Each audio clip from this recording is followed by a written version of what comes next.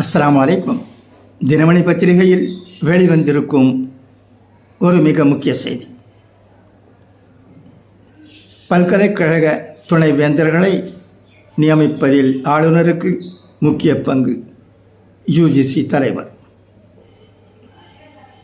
மாநில அரசால் நிர்வகிக்கப்படும் பல்கலைக்கழகங்களில் வேந்தராக செயல்படும் ஆளுநருக்கு அந்த பல்கலைக்கழகங்களின் துணை வேந்தர்களை நியமிப்பதில் முக்கிய பங்குள்ளது என பல்கலைக்கழக மானியக் குழுவின் யுஜிசி தலைவர் எம் ஜெகதீஷ் குமார் தெரிவித்தார்.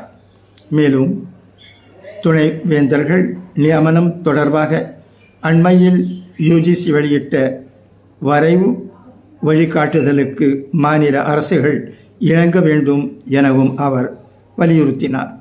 மேற்கு வங்கத்தில் உள்ள 34 பல்கலைக்கழகங்களுக்கு துணை வேந்தர்கள் நியமன விவகாரத்தில் அம்மாநில ஆளுநர் சி.வி.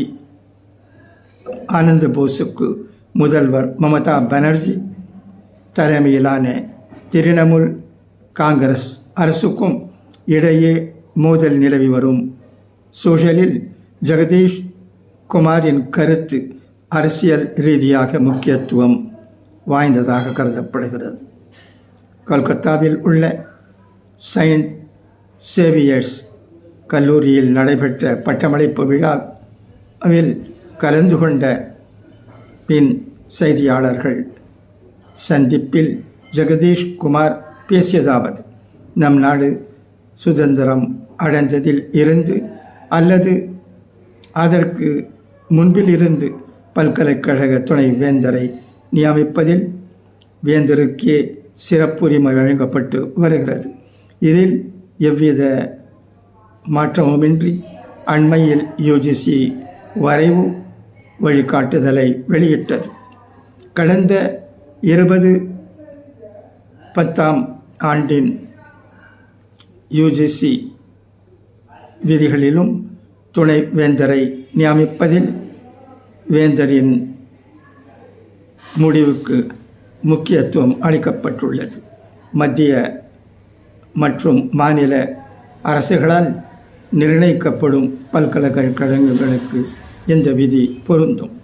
கடந்த 2010ஆம் ஆண்டின் யுஜிசி விதிகளிலும் துணை வேந்தரை நியமிப்பதில் வேந்தரின் முடிவுக்கு முக்கியத்துவம் அளிக்கப்பட்டுள்ளது. மத்திய மற்றும் மாநில அரசுகளால் நிர்வகிக்கப்படும் பல்கலைக்கழகங்களுக்கு இந்த விதி பொருந்தும். நமது நாட்டின் பல்கலைக்கழகங்களை உலகத்தரம் வாய்ந்ததாக மாற்றும் நோக்கிலேயே புதிய விதிகளை யுஜிசி அறிமுகப்படுத்துகிறது. உயர்தர கல்வி அனைவருக்கும் கிடைக்க வேண்டுமெனில் இந்த விதிகளை அமல்படுத்த ஒன்றிணைந்து செயல்பட வேண்டியது அவசியம் என்றார்.